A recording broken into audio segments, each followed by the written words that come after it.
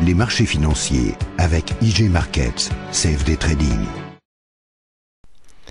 Bonjour, c'est Gilles du site boursicoté.com. Voici l'analyse technique du CAC 40 pour la journée du mardi 3 mai 2011. Aujourd'hui, donc pour faire suite à la série des 8 séances de hausse consécutives que nous avions eues et que je vous avais signalé hier, eh bien nous avons eu une séance de baisse. Baisse donc qui s'est déclarée dès l'ouverture puisque nous avons ouvert sur un gap baissier de 3 points à 4105,35. Le plus haut a été marqué à 4107,76, donc par rapport au plus bas d'hier qui était aussi le cours de clôture à 4108,77. Il nous reste un point de gap à combler, donc bon, très léger gap, hein, un point qui reste ouvert. Après ça, nous avons marqué un plus bas à 4070,69 pour revenir en clôture à 4096,84. Le CAC 40 perd sur cette séance 0,29%, presque 12 points par rapport au cours de clôture de lundi.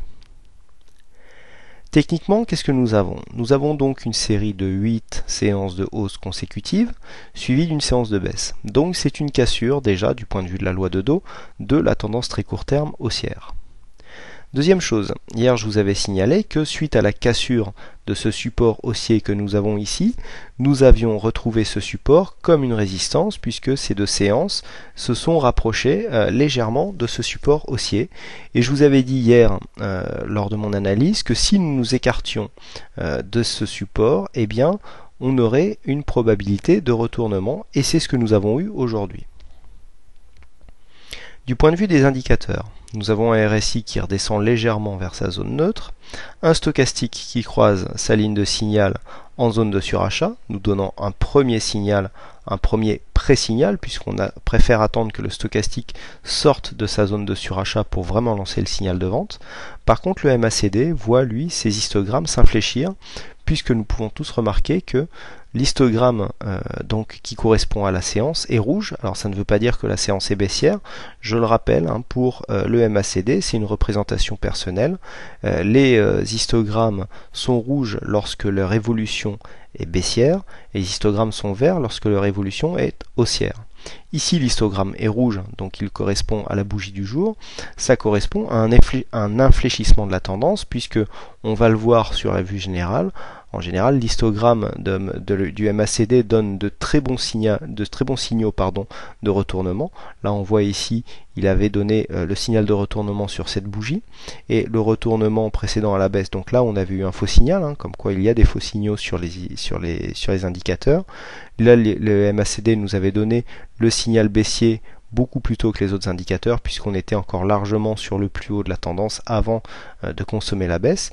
Et puis lors de la crise japonaise, eh bien, le MACD, le premier, nous avait indiqué un signal de hausse, hein, sur cette bougie et vous voyez que la hausse avait été directement suivie suite donc à ce signal. Donc le MACD, malgré quelques faux signaux qui arrivent, hein, l'indicateur parfait n'existe pas, je le répète, eh bien on ne peut pas éviter et ignorer ce signal, puisque là, on peut penser que après cette hausse, il va bien y avoir un mouvement de consolidation.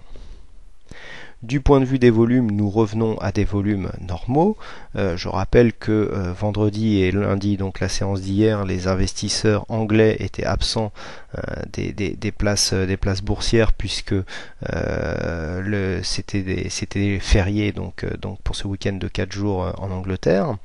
Le retour des investisseurs anglais donc a marqué un retour des volumes. Hein. L'Angleterre est une grosse place financière, beaucoup plus d'ailleurs sur les marchés Forex et monnaie que sur le marché action, mais bon, quand même, les investisseurs sont très présents sur le marché action en Angleterre.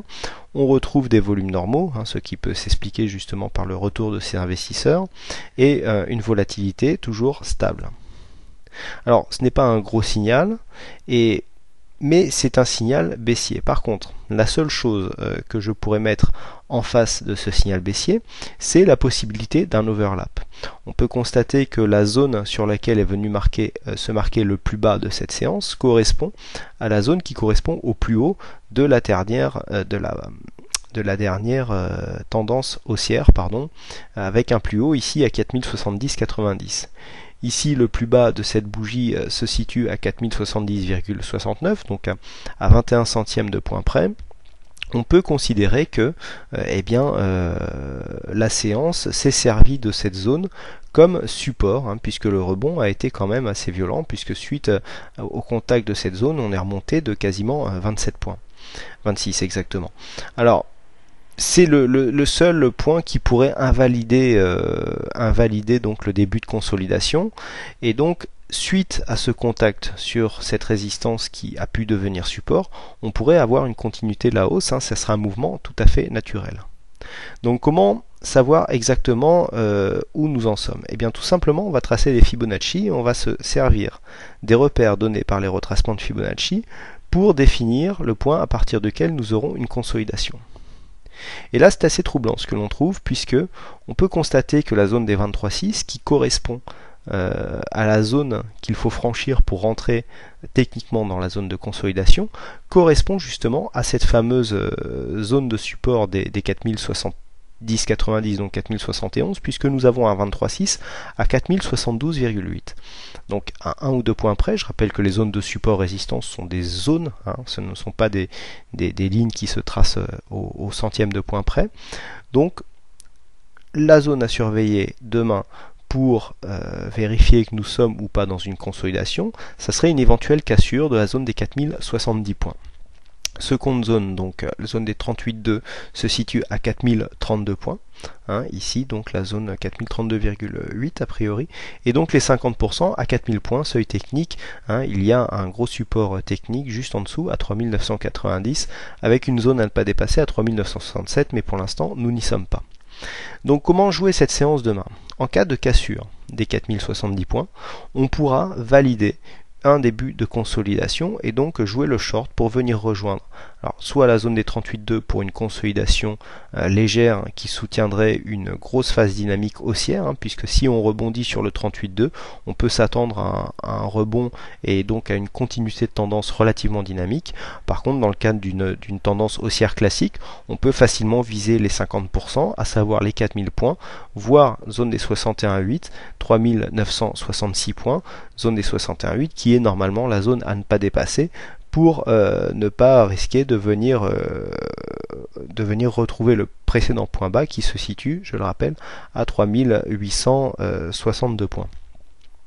Donc voilà les points techniques à se souvenir pour jouer la prochaine tendance. Zone des 4070, une cassure de cette zone nous donnerait, ça ce sont les signaux qui arrivent quand on ne les attend pas. Donc une cassure des 4070 nous donnerait un signal de consolidation.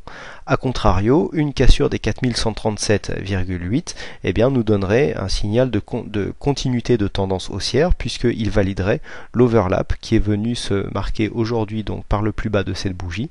Et donc si on a une continuité et un retour de la hausse, cela validerait une continuité donc de la tendance haussière, dont la première jambe haussière s'est inscrite sur cette zone, donc avec 8 séances de hausse consécutives. Voilà ce que l'on peut dire donc sur cette analyse technique. On reprend un petit peu des schémas un peu plus techniquement plus intéressants. On s'ennuie, personnellement à analyser, il n'y avait pas grand chose à rajouter tant que nous étions dans cette continuité haussière. Là on commence à avoir des points techniques à souligner. Ça devient un peu plus intéressant et j'espère que ça vous intéressera. Voilà, écoutez, aujourd'hui c'est Steph qui a gagné le jeu du fixing, qu'il désespérait de le regagner encore une fois. Toutes mes félicitations à lui. Et puis pour tous les autres, je vous souhaite une bonne soirée, bonne chance dans vos trades, et je vous donne rendez-vous dès demain pour de prochaines analyses vidéo. Bonsoir.